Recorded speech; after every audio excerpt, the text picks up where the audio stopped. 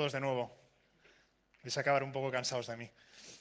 Bueno, hoy os voy a hablar de uno de los proyectos, yo creo que más emocionantes en los que hemos estado involucrados en Tarlogic y que empezamos hace aproximadamente 2 años. ¿Vale? Un día nos llamaron y nos dijeron, nos están pirateando nuestras emisiones de televisión por satélite. Sabemos que hay gente en muchos sitios que de alguna forma altera nuestra señal y es capaz de codificar y ver en abierto estas emisiones, pero no terminamos de saber exactamente toda la tecnología involucrada en todo este proceso. No terminamos de tener claro todos los distintos actores que están en esta cadena y no tenemos tampoco claro pues, bueno, de qué forma podemos intentar perseguirlo. Entonces, con esta premisa, nos pusimos en nuestro equipo a trabajar y empezar a investigar qué tecnología y qué actores había involucrados en el tema de piratería por satélite. Es que voy a intentar que esta charla sea sobre todo divulgativa y no entrar mucho en la parte técnica. De los pocos detalles técnicos que os voy a contar, pues os voy a decir que la transmisión de televisión por satélite está definido por una norma que se llama DVB-S y que cuando este contenido que se está distribuyendo, por ejemplo, a través de satélite, está protegido, pues entran en juego una serie de normas como DVB-CA, ¿vale?, para la protección de acceso condicional. Y dentro del acceso condicional tenemos distintas tecnologías de distintos fabricantes cuyo objetivo es proteger esta emisión y evitar que alguien que no esté abonado a este servicio tenga capacidad de ver y acceder al contenido. En nuestro caso nos vamos a centrar sobre todo en la tecnología Nagravisión, aunque la mayoría de lo que os voy a contar hoy aplique a la mayoría de tecnologías de protección de contenido. Entonces, bueno, os voy a poner un poquito en antecedentes de las distintas tecnologías de protección que teníamos con el sistema Nagra en España. El sistema más antiguo, Nagra 1, era un sistema que podía ser roto de 2 formas distintas. La primera era gente normalmente bizca que era capaz de ver el porno codificado a altas horas de la mañana. No sé si vosotros conocéis a mucha gente que tuviese esa habilidad, pero yo he conocido a bastantes enfermos. La otra forma era romperlo por software, ¿vale? El algoritmo de protección de Nagra alteraba el orden de las filas y de las columnas de lo que estábamos viendo por pantalla, y si teníamos una tarjeta de televisión con un determinado chip, como un BT848 o un 878, podíamos decodificarlo por software. Había programas como MorTV que nos permitían ver estas emisiones de televisión en el ordenador. Por aquella época yo vivía en una residencia universitaria, tenía un ordenador, tenía una tarjeta de estas características y la verdad es que hice un montón de amigos, de gente que venía a ver la televisión conmigo. Una época que yo ya no viví tanto cuando terminó y cambió la tecnología de protección de Nagra 1 era la de Nagra 2, en la que teníamos una serie de tarjetas en las que podíamos descargar dumps de claves a través de Internet y meterlas en las tarjetas. Fue además una época, yo creo que un poco complicada desde el punto de vista de piratería, porque había acciones para poder inhabilitar este tipo de tarjetas, volvían a aparecer dumps días después, pero bueno, no es algo en lo que yo haya vivido directamente, sobre todo porque a mí no me gusta el fútbol y bueno, no he estado utilizando este tipo de sistemas más allá de, pues bueno, por la curiosidad de cómo funcionaba con aquellas tarjetas. De hecho, bueno, de esta época sí me gustaría contar una historieta. Conocí a una persona que bueno, cuando investigaba cómo funcionaba este tipo de tecnología, recuerdo que había cogido una placa de un dispositivo, un decodificador, y se lo había llevado al médico a hacerle una radiografía para ver cómo eran los chips y las líneas de comunicaciones y los buses de datos en esta placa y poder analizarlo. La tecnología de Nagra evolucionó y después vino Nagra 3. ¿Vale? Y Nagra 3 durante mucho tiempo fue una tecnología segura que permitía a los proveedores de contenido proteger de forma efectiva su contenido. Pero bueno, esto las técnicas de ataque también evolucionaron y Nagra 3 dejó de ser tan seguro. ¿Qué es lo que está sucediendo a día de hoy? Pues tenemos un montón de actores en el mercado, de muchísimos fabricantes, empresas como Angel, Iris, Fonestar, Mvision, Cuviart, Talcom. Son decodificadores, le llaman de propósito general, FTA, Free to Air, y bueno, parece curioso cuando casi todas las emisiones son cerradas, que existan tal cantidad de empresas que están vendiendo otro tipo de decodificadores en el mercado. Lo curioso de este tipo de decodificadores es que hacen magia. Tú coges un deco de estos, lo conectas en casa a tu antena de televisión y a tu pantalla y de repente empiezas a ver la emisión en abierto. De hecho, puede que tengas que hacer un pequeño cambio, que es pues bueno, descargarte una nueva actualización de firmware de Internet, lo metes en el deco y lo ves todo en abierto.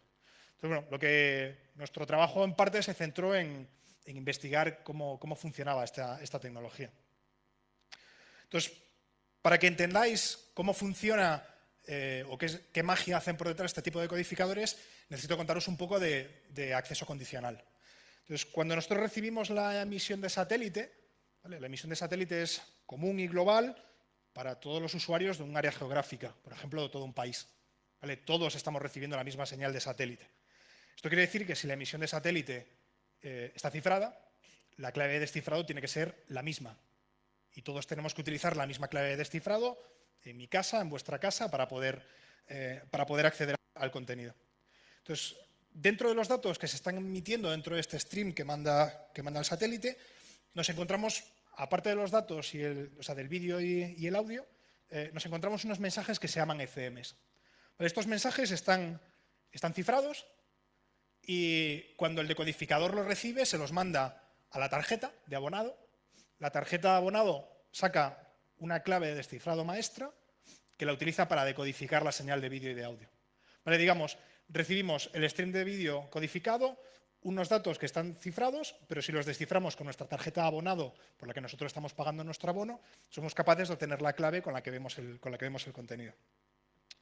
Y además de estos mensajes ECM que contienen la clave de cifrado, tenemos unos mensajes que se llaman ¿Vale? Estos mensajes son mensajes utilizados para gestión, pues para dar de baja abonados, para darle a un cliente capacidades de ver una serie de suscripciones a las que antes no tenía acceso.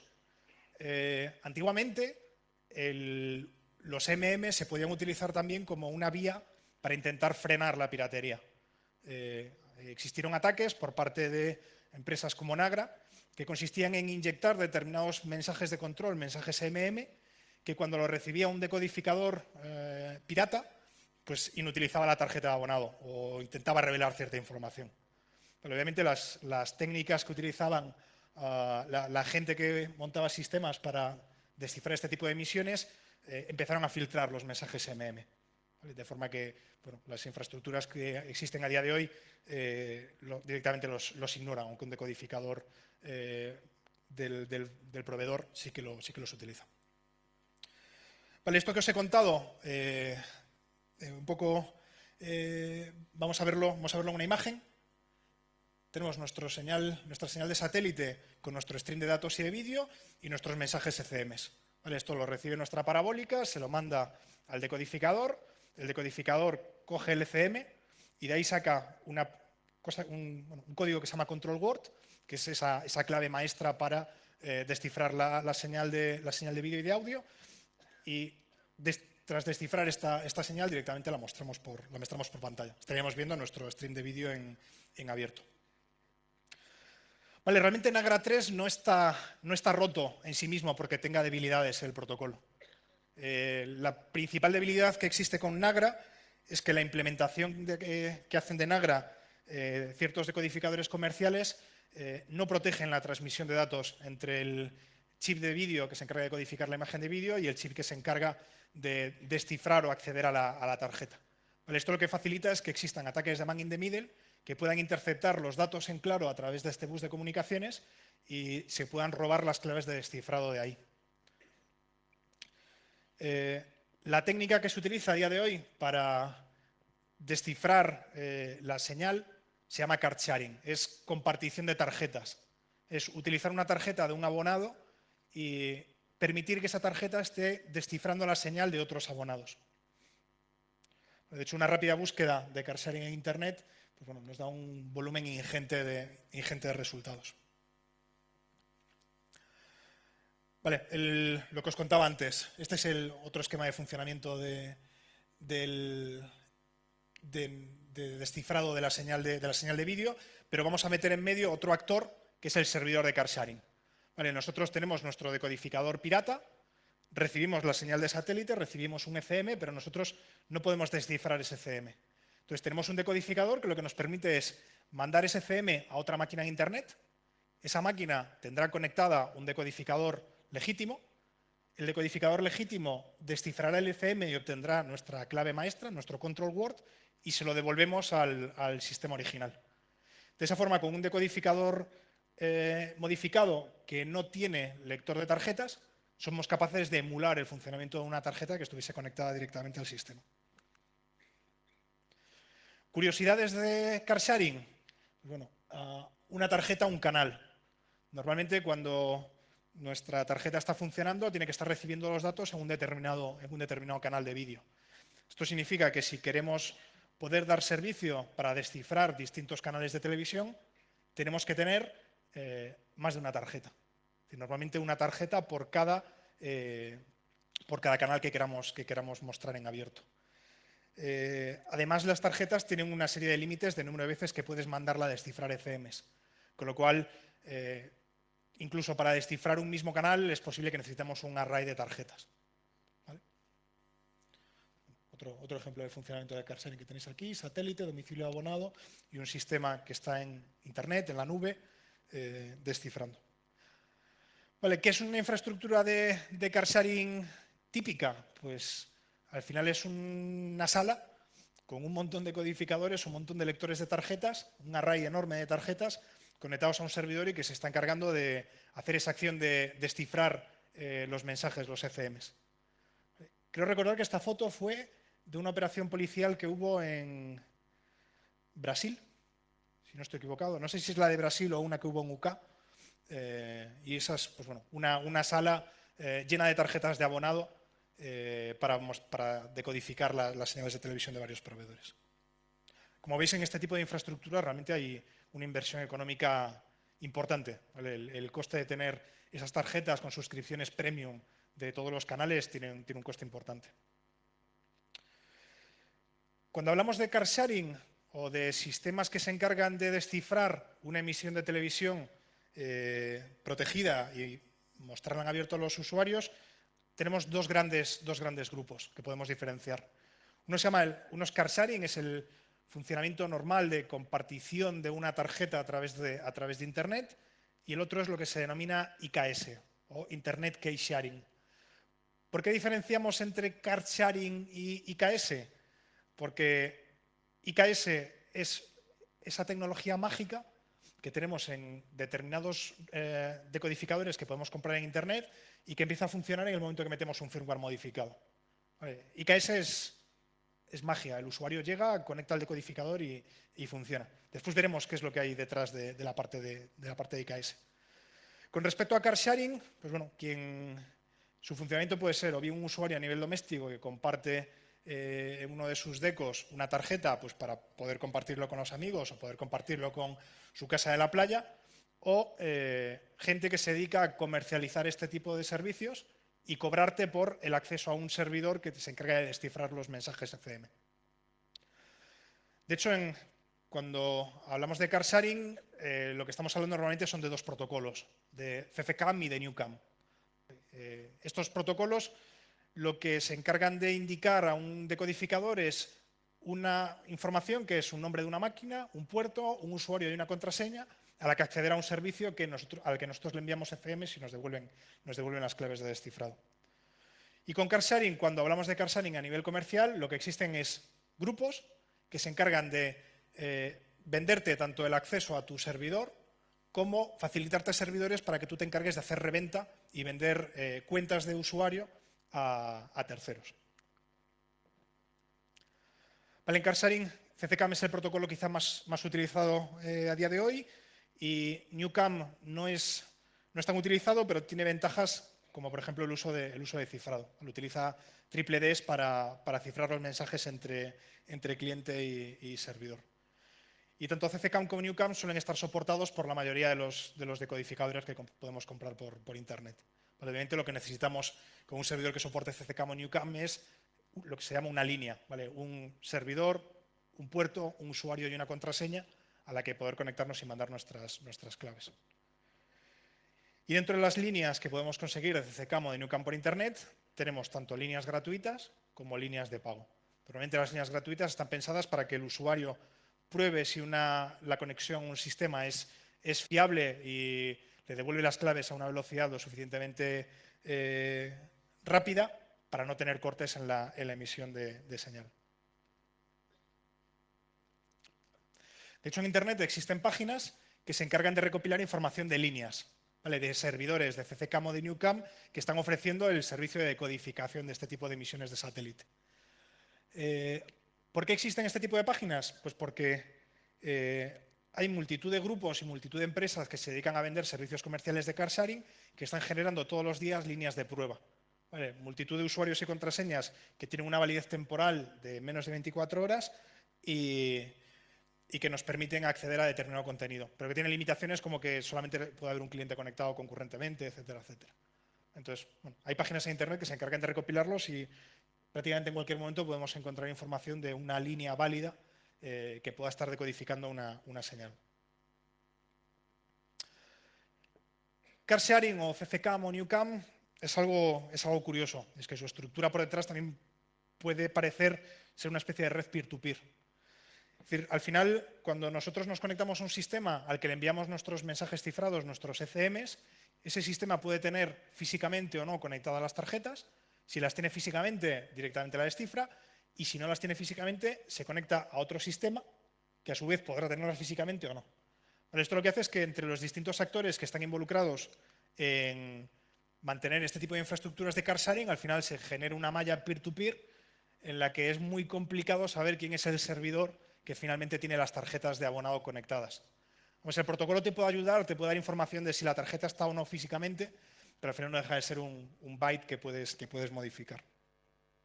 Con lo cual, ante una investigación o el requisar un servidor de car sharing, cuando lo analizas, al final encontrarás más información de nuevos sistemas a los que puedas saltar y puedas encontrar más información a su vez de otros servidores. Es decir, no puedes tener nunca en un sistema como CCCAM la foto completa de todos los elementos que forman parte de la red. Comentaros que, bueno, una persona me contó que, esto es verdad, no he sido yo el que lo haya hecho, que existen muchos routers, muchos DECOs con credenciales por defectos y expuestos a Internet, a los que te puedes conectar, puedes obtener información de sus líneas y utilizarlos pues, para rastrear redes de CCCAM o utilizarlos como nodos de una botnet. Pero os juro que yo no he sido, esto sí que me lo han contado. IKS es un poquito distinto a CCCAM. ¿Vale? En CCCAM tenemos el funcionamiento de yo mando un ECM que he recibido del satélite y me lo descifra. IKS es algo mucho más avanzado. Directamente nos manda la clave maestra de descifrado. No tenemos que mandarle datos, sino que directamente le decimos quiero ver tal canal, le mandas el identificador de canal de la emisión de satélite y directamente te devuelve el control word, esta clave maestra. Y bueno, se supone que quien está detrás de estas infraestructuras, sobre todo viendo el coste de tarjetas y la cantidad de nodos que pueda haber detrás, que tiene que estar el fabricante, pero demostrarlo es muy complicado. Veremos qué podemos conseguir y hasta dónde podemos rastrear. Y este tipo de infraestructuras además dan servicio a miles y miles y cientos de miles de usuarios por todo el mundo, no solamente en España. Y no hay documentación. Vale. CCCAM y NewCAM son estándares abiertos de los que podemos obtener código fuente y conocer su funcionamiento, pero IKS no. De hecho, IKS hay multitud de tipos distintos dependiendo del fabricante.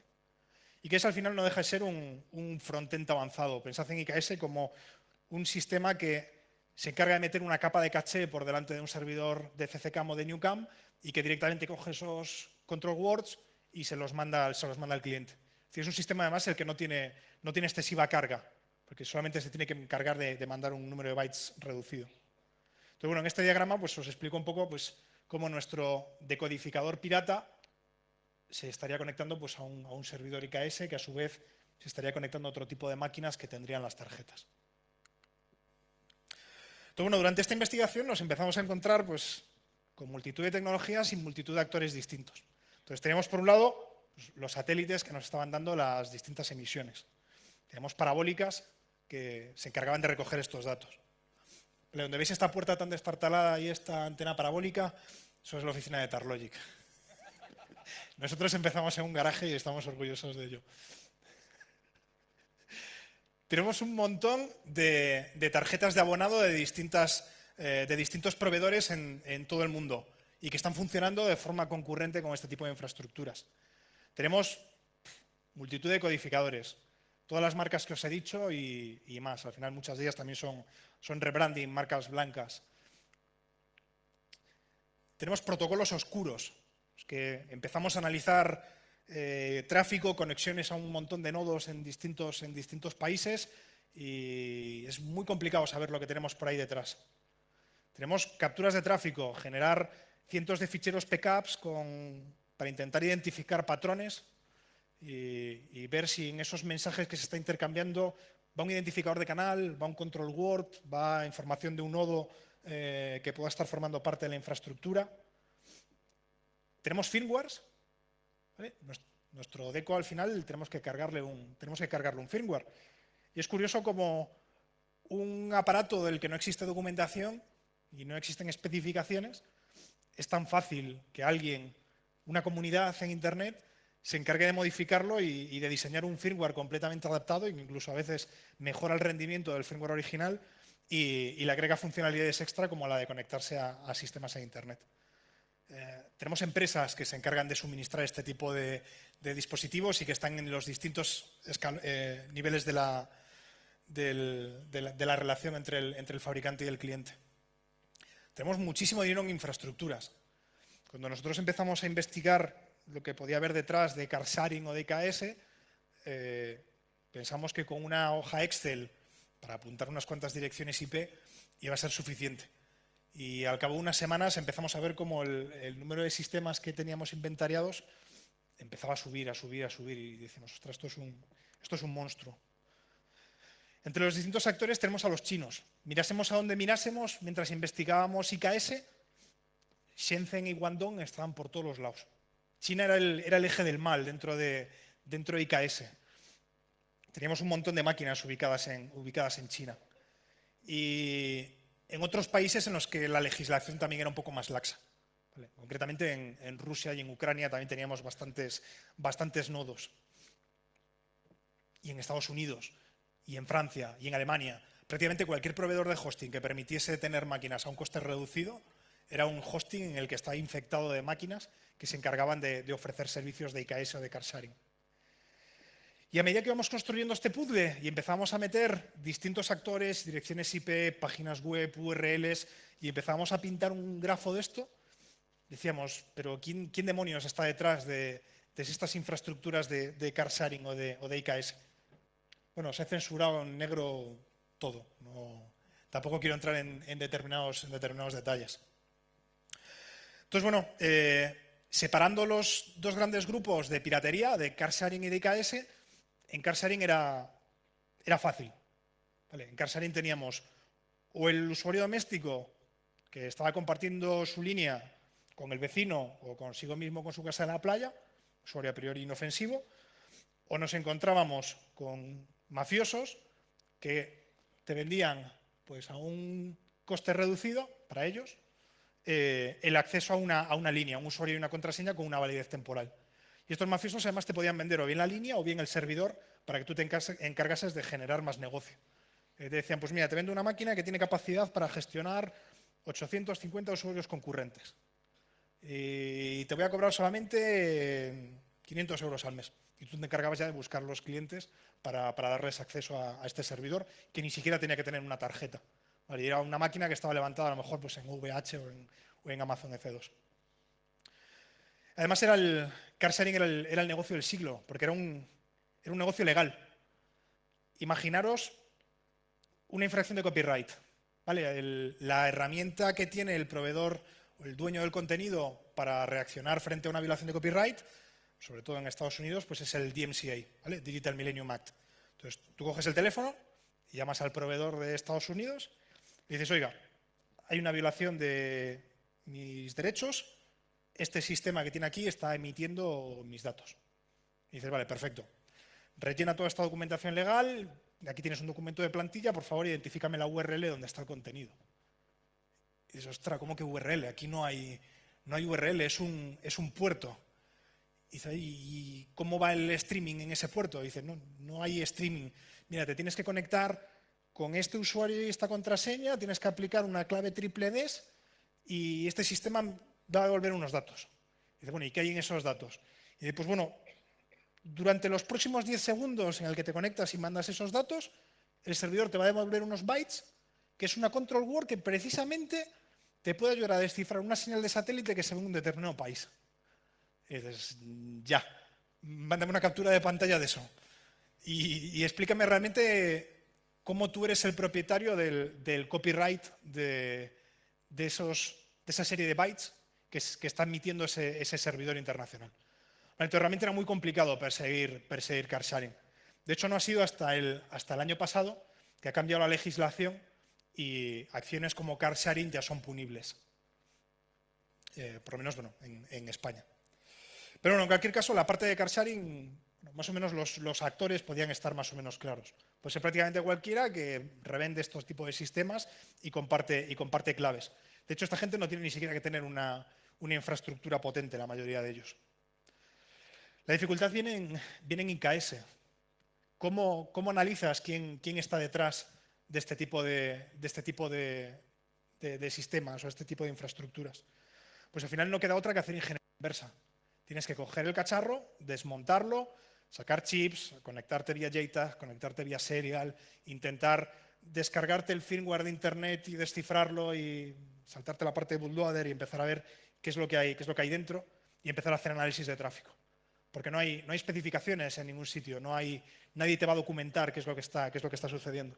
Entonces te vas a encontrar todo tipo de arquitecturas, desde arquitecturas con procesadores SH4, dispositivos que tienen Android, prácticamente todo lo que os podáis imaginar en hardware lo hay en decodificadores. Y cada dispositivo implementa su propio protocolo. Y muchos de estos protocolos ni siquiera tienen nombre. O tienes que ponérselos tú o los vas a acabar sacando e identificando después de hacer el análisis del firmware. Entonces, bueno, existen protocolos como SWCAM que implementan decos comerciales como puedan ser marcas como Phonestar y como Iris. Existen protocolos como Gbox, TIX, Gshare. Cuantos más decos analizas y más versiones de firmware analizas, más protocolos empiezan a salir. Y cada uno de estos firmwares y cada uno de estos protocolos se comunica con máquinas en Internet completamente distintas. Empezáis a entender un poco porque os decía que el tema de seguimiento de los nodos con una Excel no es viable. El número de máquinas, a medida que empiezas a investigar, crece exponencialmente. Y mientras hacemos este análisis, al final lo que tenemos que hacer es ser capaces de reconstruir un cliente válido, una pieza de software que emule un decodificador pirata, que sea capaz de interactuar con estos servidores piratas y le pregunte cosas. Y a través de ese protocolo y de conocer cómo funciona el intercambio de información, sepamos quién está detrás. Curiosidades que nos hemos encontrado mientras analizábamos este tipo de protocolos. Pues paneles de control.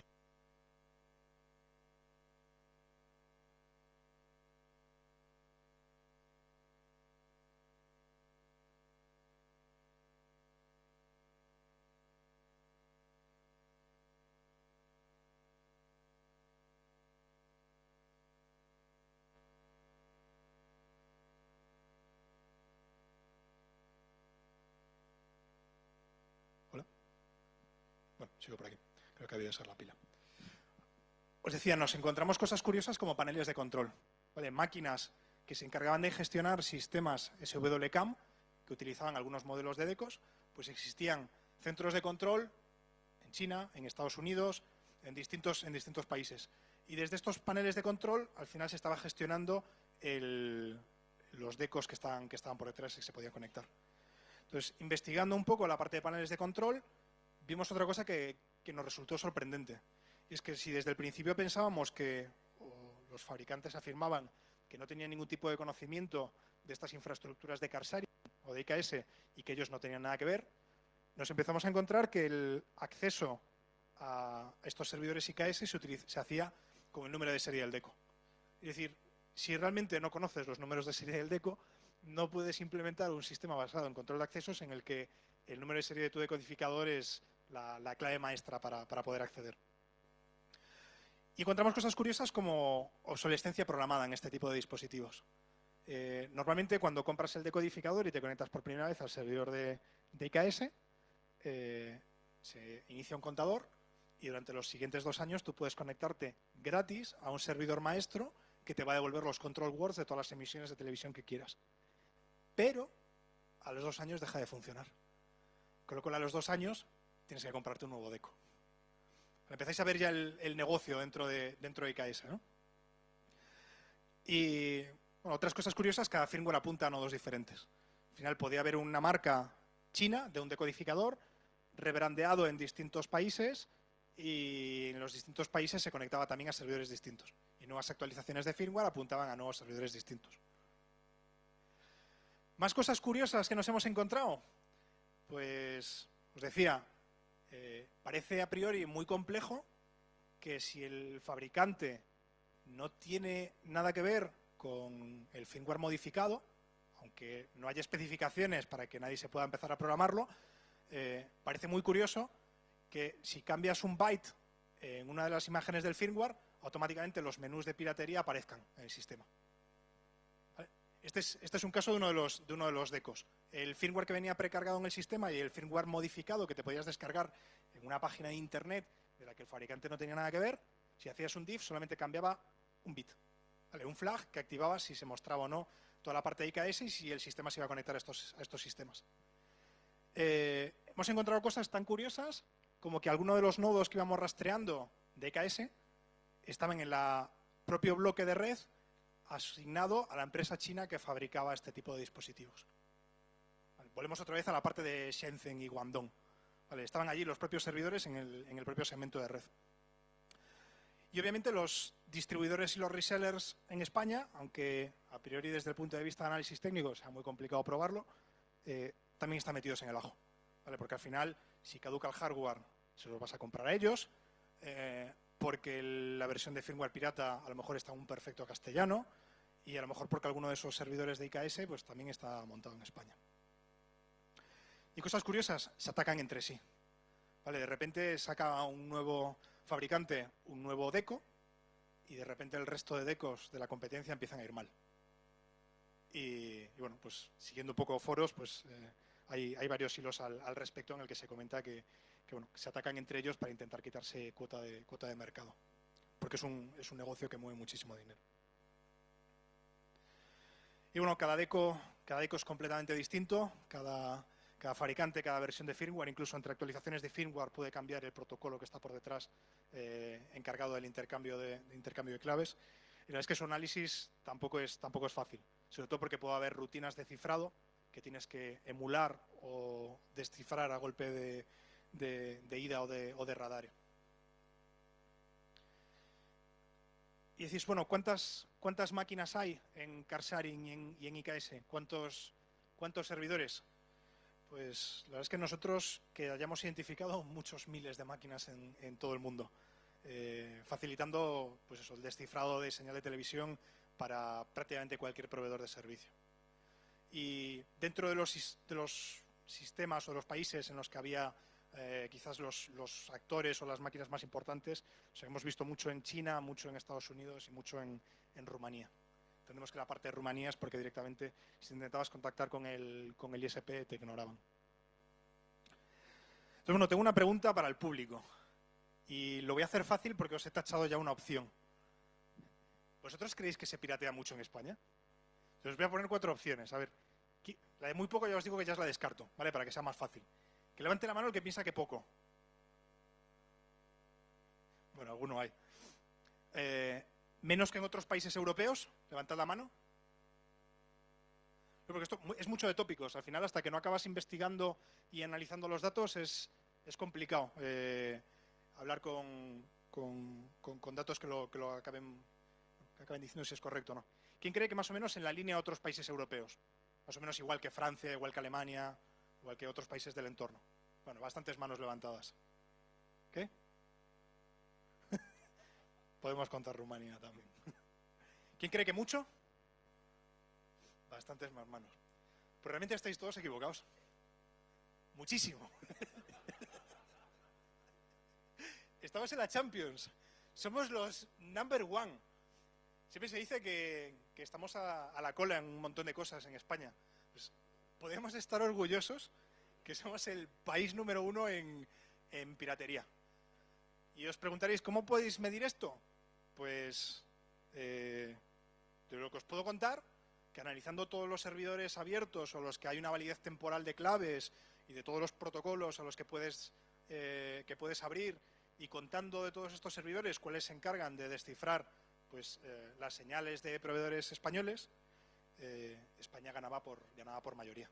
De hecho, somos la última entrada aquí abajo, pero como existen dos identificadores para apuntar a la misma emisión, realmente también estábamos, no sé si era en este o en este. O sea, realmente tendríamos que contar todo el bloque gris y todo el bloque azul.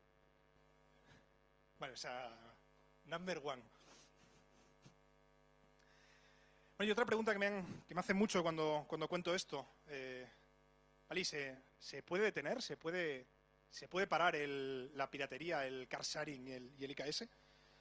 Realmente es algo complejo. La verdad es que en España se ha avanzado en la protección o en normativas para penar el uso de infraestructura, bueno, la tenencia de infraestructuras de car sharing, con lo cual bueno, también es un poco aviso navegantes.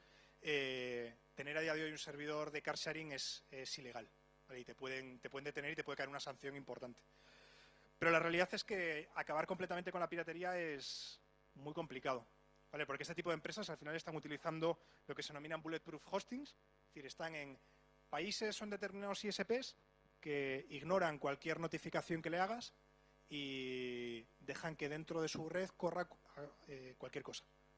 ¿Vale? Incluso estos sistemas están en redes con protecciones antidenegación de servicio. ¿Vale? Pues igual están hasta detrás de un Akamai o de proveedores que anuncian que son capaces de parar ataques de múltiples gigabits por segundo. Además, este tipo de infraestructuras bloquea el mensaje de memes, con lo cual no podríamos utilizar mensajes de señalización para intentar pararlos o detectar quién está detrás. Y precisamente por el uso de este tipo de hostings y este tipo de protecciones, la parte de saturación es muy compleja. Realmente la única saturación que existe contra estos servidores son la cantidad de cientos de miles de abonados que hacen que quieren ver la misma emisión simultáneamente puedan hacer. Bueno, imaginaros un millón de abonados, o sea, de abonados no, de gente que tiene un deco, mandando 1 millón de paquetes por segundo UDP contra un servidor en Estados Unidos o en China o en Rumanía o en Francia. Vale, realmente son los propios clientes los que acaban tirando abajo este tipo de sistemas. Pero no os preocupéis, que esta gente tiene mucho dinero y rápidamente dimensionan, hacen cosas como uso de EC2 y directamente meten el autoscaling y empiezan a balancear rápidamente. Y además tenemos otro tipo de elementos que han entrado en juego, como por ejemplo el tema IPTV. Entonces la realidad es que vamos a convivir con la piratería durante mucho tiempo y desafortunadamente para los proveedores de servicio es algo con lo que van a tener que convivir durante bastante tiempo. Vale, yo creo que por mi parte ya es todo. ¿Preguntas? Gracias.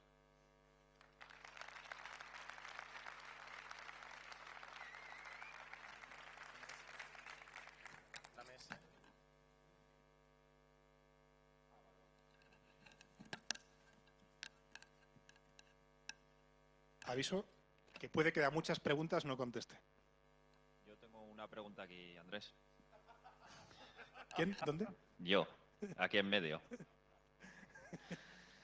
¿Qué pasa, Omar? Realmente no es una pregunta, es en el asunto de la piratería en España. Me ha encantado la presentación, fantástico trabajo, pero no es por tirar un poquito el tema este. Hay mogollón de países, de clientes, digamos, que utilizan la conexión al canal satélite estando en otros países. O sea que realmente no es España la que está pirateando. Vale, en eso tienes razón. Realmente lo que se está pirateando es la señal de una Española. empresa o de un proveedor español. Efectivamente, eso. De todas formas, por meter un poquito más de luz a eso que estás diciendo, la distribución de nodos de car sharing a nivel internacional, también somos los number one en España. Sí, eso sí. Hola, hola. No tiene nada que ver con las Dreambox, ¿no? O Dreamcast, ¿o cómo se llamaba aquello, Omar? Dreambox.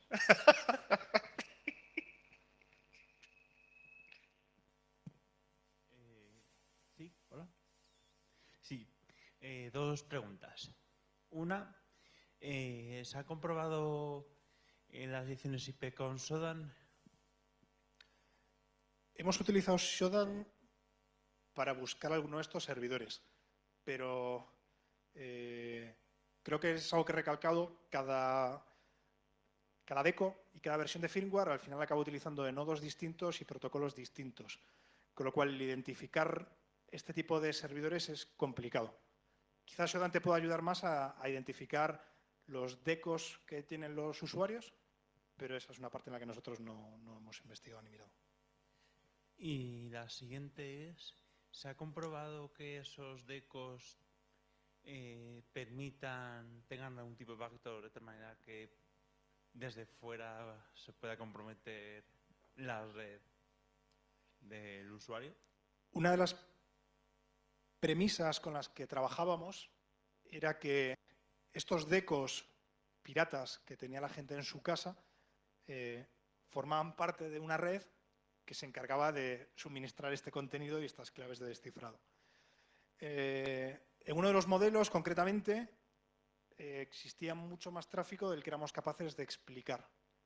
Pero dada la complejidad que tiene este análisis y que era algo que se escapaba un poquito de nuestro objetivo de trabajo, no continuamos por ahí.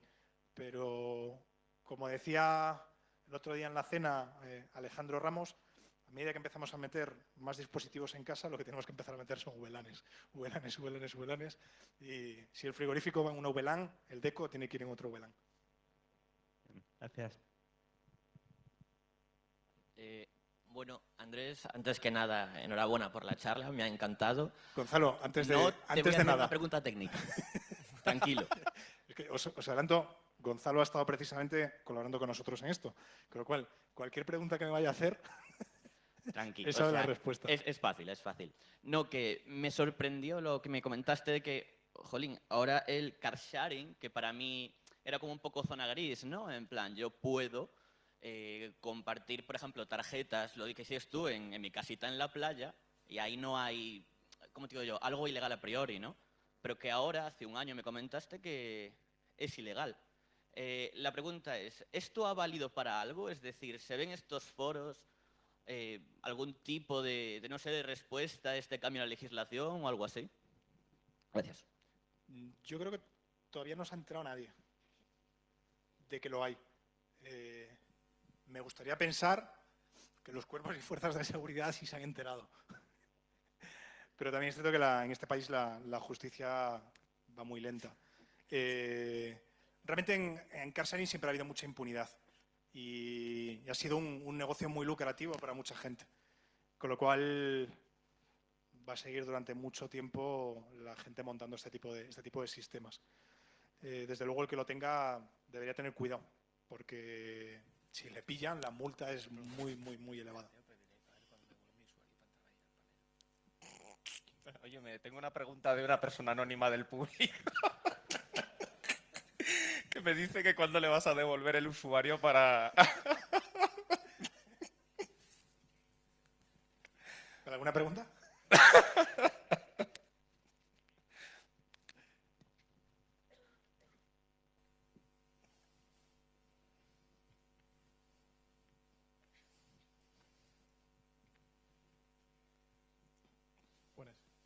A ver, la pregunta era si tenéis constancia o habéis investigado un poco acerca del tema de redistribución de señal de televisión, pero por IPTV.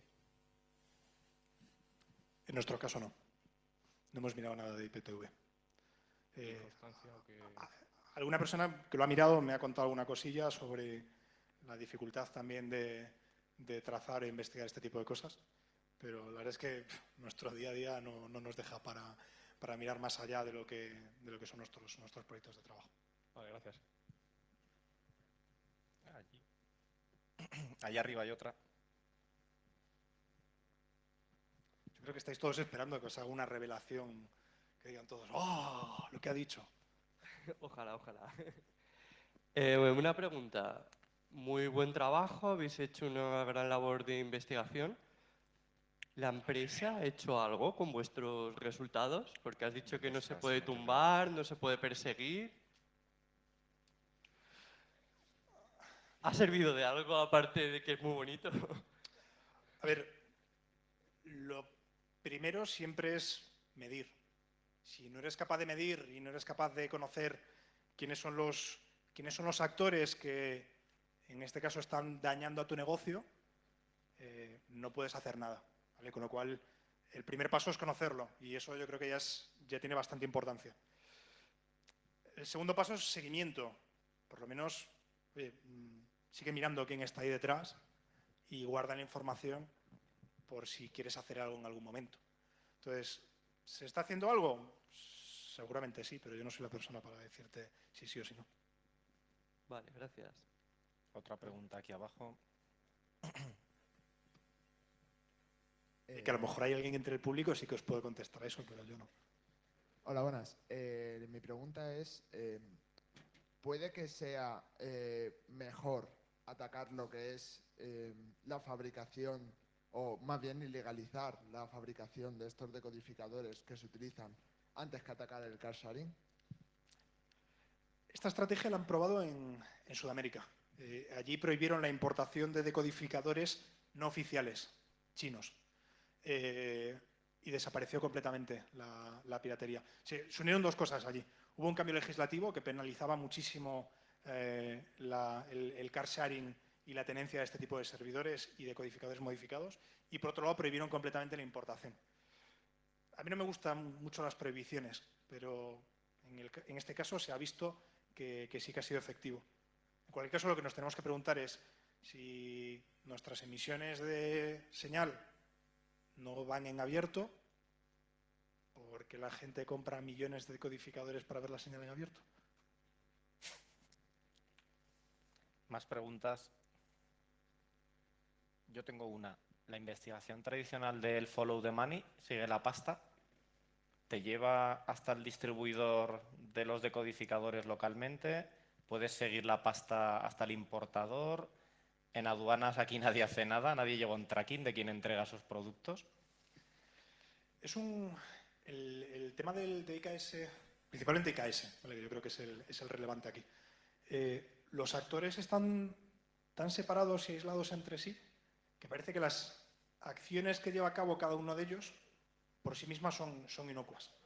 Y está la dificultad que desde el punto de vista técnico, desde el punto de vista de investigación de qué servidores, qué costes puede haber en infraestructuras, qué máquinas, qué direcciones IP, desde ahí tampoco puedes seguir el dinero.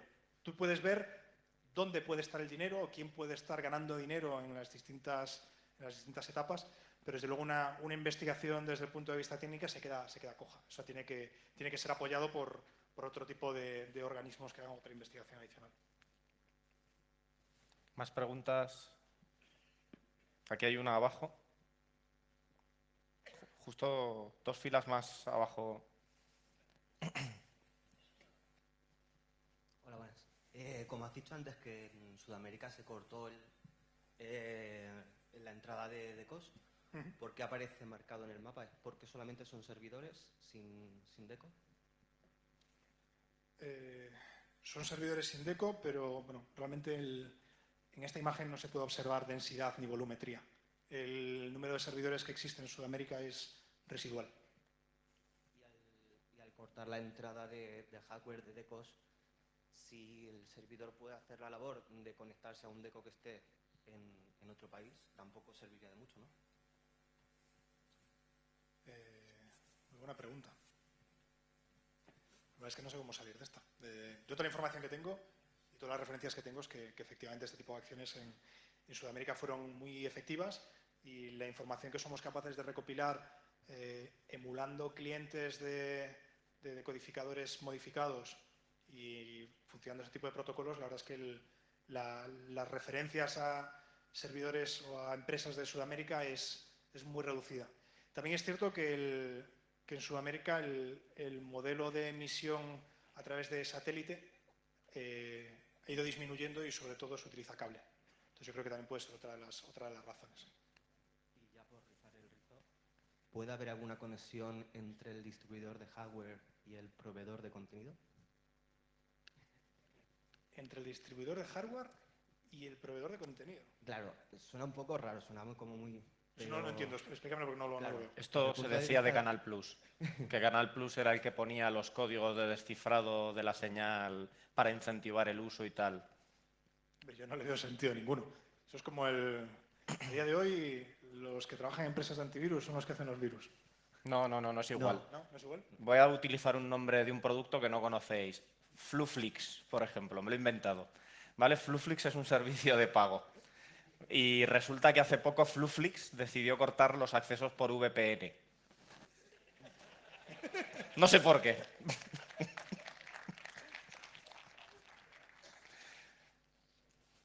Y, a ver, replantéame la pregunta otra vez, a ver si esta vez la entiendo. Yo soy un poquito duro de entender. Es que eres gallego. El micro... No. Fluflix vende servicios a 50 pavos al mes. Y yo no puedo pagar 50, pero sí puedo pagar 10. Fluflix lo sabe y Fluflix aprovecha que hay una parte de mercado que puede tirarle por ahí de Strangis. Vale, ya lo veo. Me resultaría curioso y difícil de creer.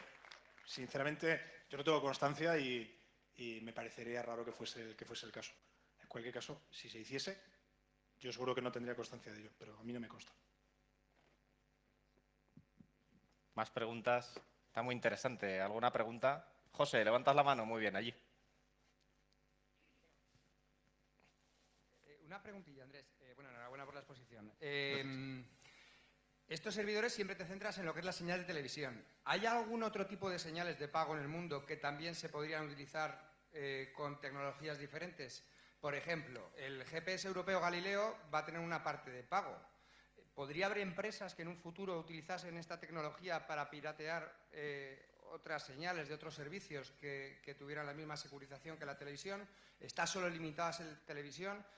¿Cuál es el futuro realmente de esta tecnología? Que a lo mejor la televisión es, pues sí, lo que vemos todos los días, pero resulta que hay más sistemas que pueden piratearse, ¿no? Gracias. Bueno, realmente el modelo, la tecnología que está detrás de este tipo de infraestructuras es una malla, una red peer-to-peer descentralizada, en la que no hay cabeza. Con lo cual, todos aquellos escenarios en los que una malla peer-to-peer para distribuir cualquier tipo de información entre clientes sea válida, sería válida para este tipo de tecnologías. No viene a la cabeza ahora mismo ningún otro sistema al que se pueda aplicar algo parecido. Pero bueno, al final es suministrar claves de descifrado a un tercero a través de una red descentralizada. Con lo cual imagino que sí, que antes o después habrá algo que lo utilice. ¿Más preguntas?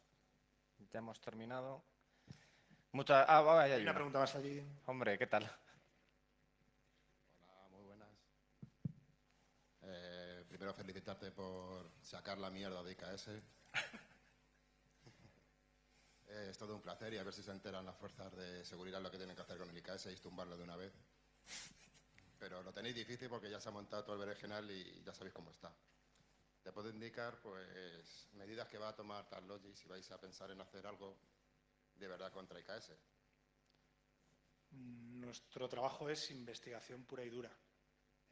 Nuestro trabajo al final es ingeniería inversa, identificar protocolos, trazar IPs, ver cómo se mueven a lo largo del tiempo esas IPs entre distintos ISPs, distintos países, distintos hostings y tener la foto completa de los nodos que hay.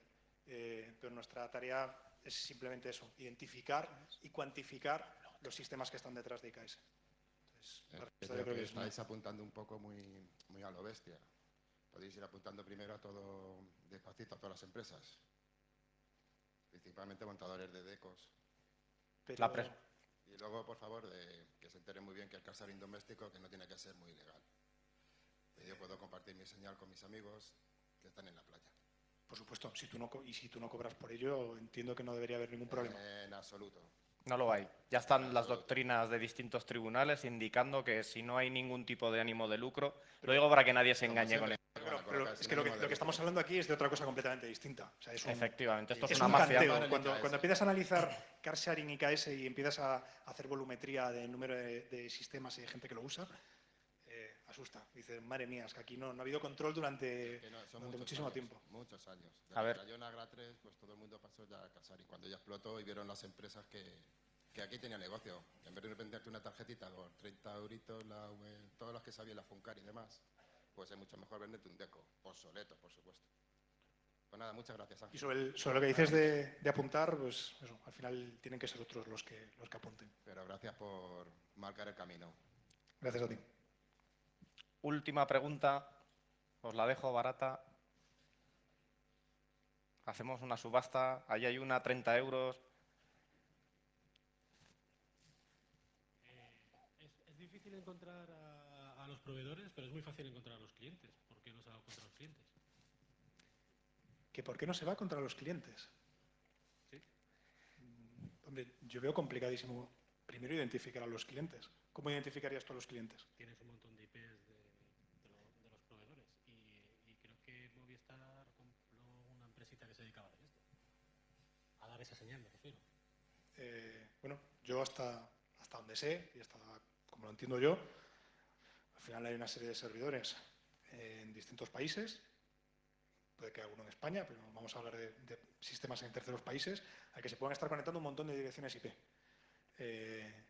Por privacidad de comunicaciones, primero yo no puedo interceptar esas comunicaciones ni tengo tampoco la capacidad, con lo cual no puedo identificar quiénes son los clientes. Yo puedo saber quién es el servidor por haber emulado un decodificador, pero saber quiénes son los clientes, salvo que vulnere la seguridad de ese sistema que está en el otro extremo, es imposible. Entonces, ir contra los clientes yo creo que ni es factible técnicamente, bueno, a lo mejor técnicamente puede serlo, pero no es factible a lo mejor legalmente, ni creo que tampoco sea el camino ir contra los usuarios de esos sistemas. Al final, contra quien tienes que ir es contra el que se está lucrando, que son los distintos fabricantes o las distintas comunidades que están montando este tipo de sistemas.